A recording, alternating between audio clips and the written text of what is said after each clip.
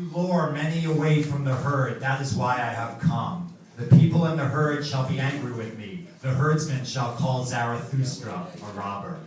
That's from Friedrich Nietzsche's Thus Spoke Zarathustra.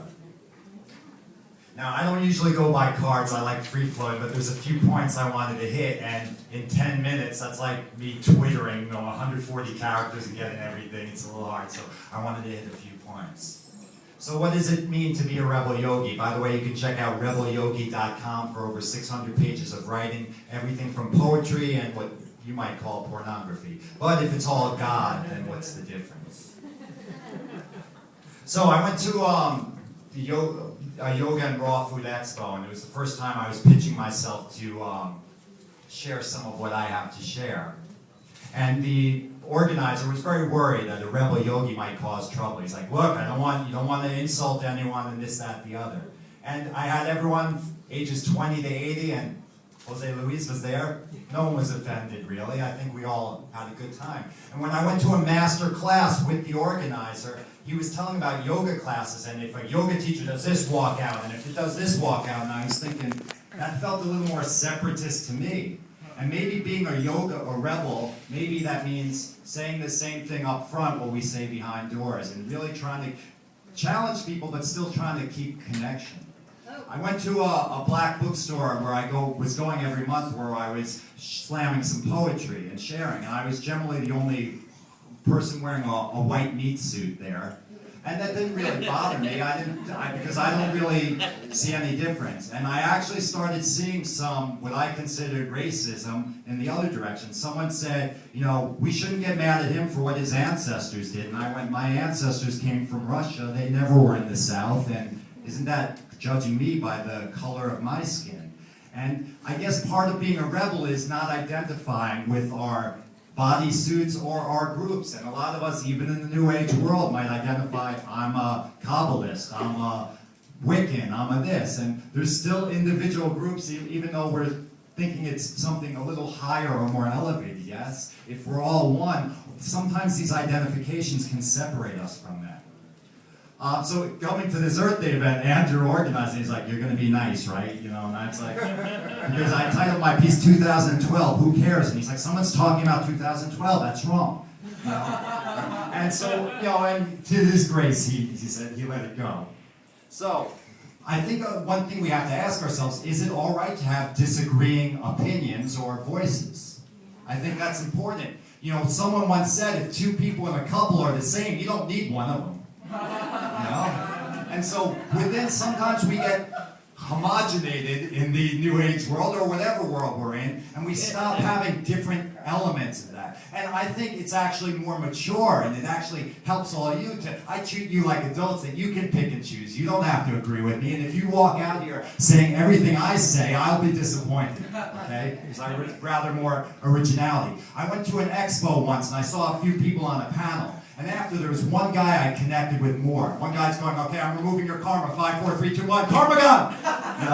And part of me was thinking, maybe that's my lesson, and that's someone doing my homework for me in the spiritual plane, So I talked to one guy, and I said, you were the only one I really felt like a connection with. And he said, oh man, I wanted to say this, that, and I disagree with that. And again, you don't have to be mean about it, but is it wrong to say, I actually disagree with that? I think this is how I see it. I think, again, differing opinions are very important. I heard one guy say, who was a naturopath, say that unless you clean all the systems at the same time, it's completely useless. There was a colon therapist on there who I know, and she doesn't agree with that. She's cleansed people's colons and had tremendous effect. Why can't we say, actually, in my experience, that's not? Is that wrong to share differing opinions? Okay? So, and I know actually, since I travel in both worlds, I know behind the scenes, I know one person who invites people to speak on raw food. One gentleman, Doug Graham, speaks about an 80-10-10 diet, 80% fruit. And that's a little radical in the raw food world. She's like, I'm not inviting him anymore, because don't you guys want to have all the information to make your own decision? Yeah. So I like to believe that a differing opinion can treat you like an adult, and you make the decision. You don't have to agree with me. It's irrelevant. So 2012, who cares? We're all excited about 2012, right? 2012's coming, 2012 coming, right? So let me ask you a question. You can raise your hands. How many of you in the past week, month, year, 2 years has experienced a change in your job or a tremendous dissatisfaction and you're like, dude, I can't do it anymore? Raise your hands, please. And keep them up for me, just for a little bit. And I'm the one with the sweaty armpits today, so you don't have to be embarrassed. Okay, how many of you have had changes in, where are the hands going? How many of you have had changes in relationships, or relationships that are no longer working, that are starting to, okay. How many of you are saying your personal way of being and doing things, you're starting to say, dude, this ain't working for me anymore? Okay, so there's been a lot of hands up, okay? 2012, the change is already happening, continuing to happen, has been happening, all right?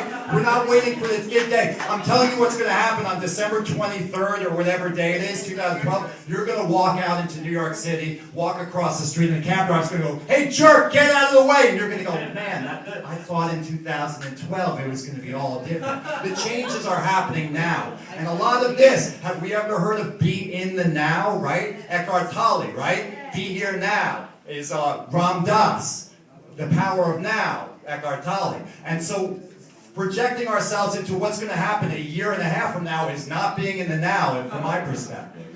Okay? A lot of people, how many people, raise your hands, believe in an eternal soul, whether it's heavens or your reincarnation or that?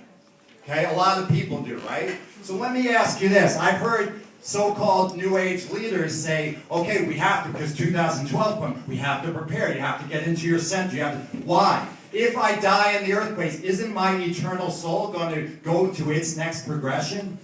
Has anyone ever asked that? Yeah. I'm not saying you can't do the work that satisfies you and makes you grow, but why do we have a fear that there's a time limit, a deadline? Enlightenment will happen when you're ready, and there's no rush. You'll all get there. What's the difference? Is there a race? Is this competition or cooperation? Okay? So, be here now. Okay, so a lot of people have talked about Gaia as a, and how many are familiar with that concept of Gaia?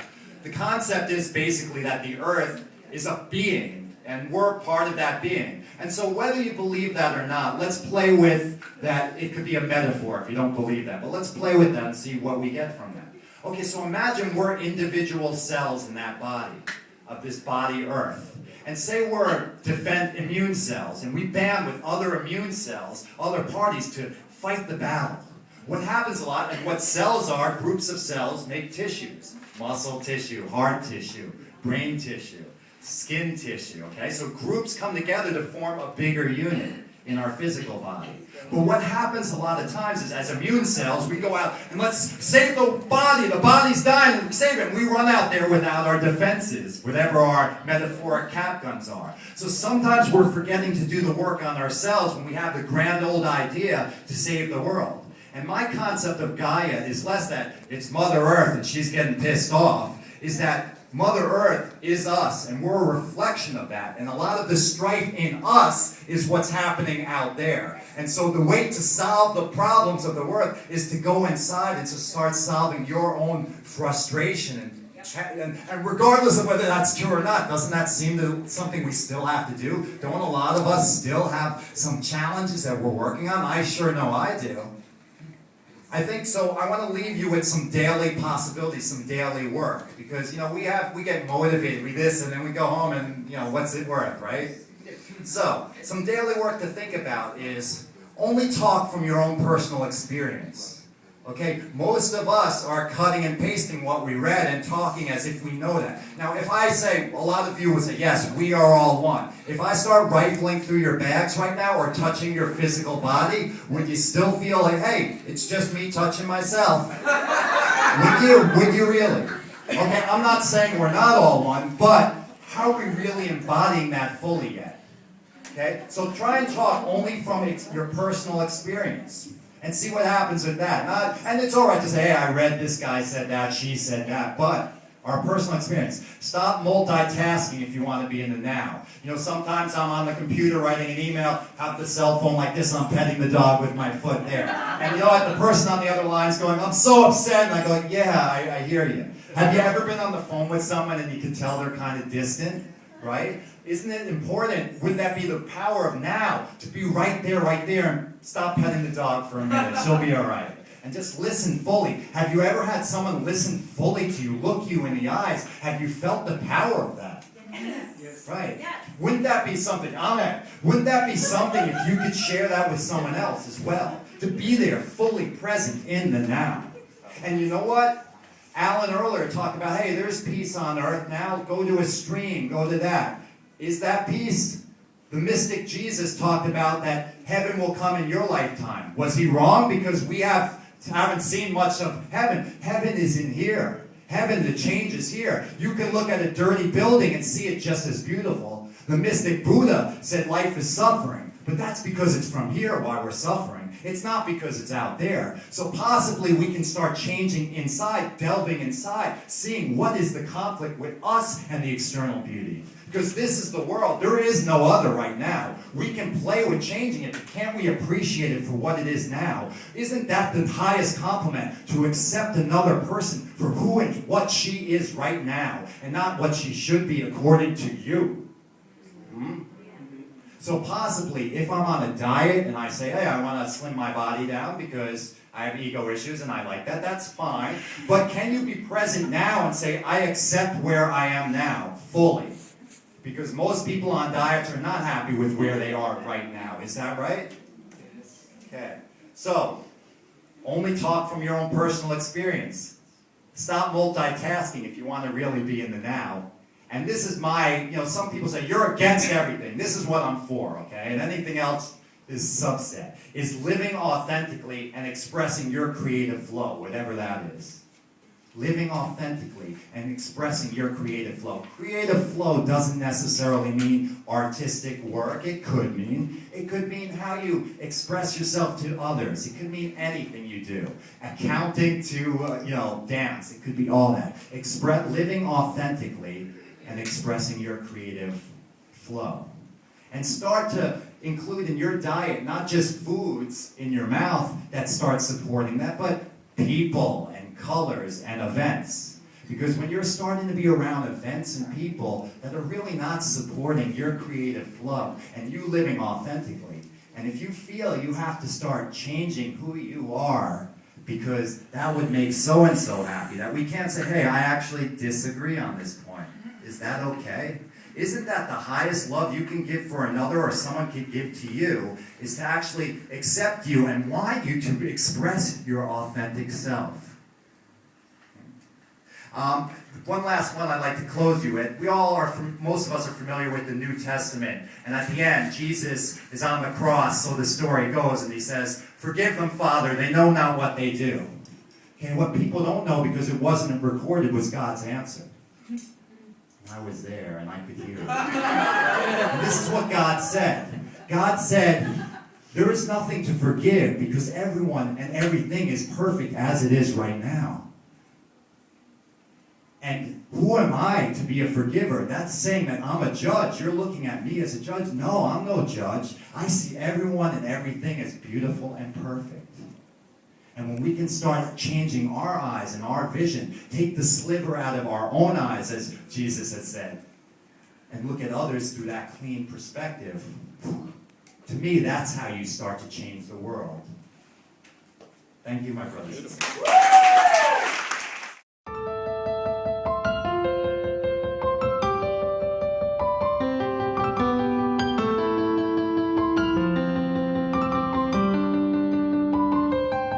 I got a new walk and a new point of view.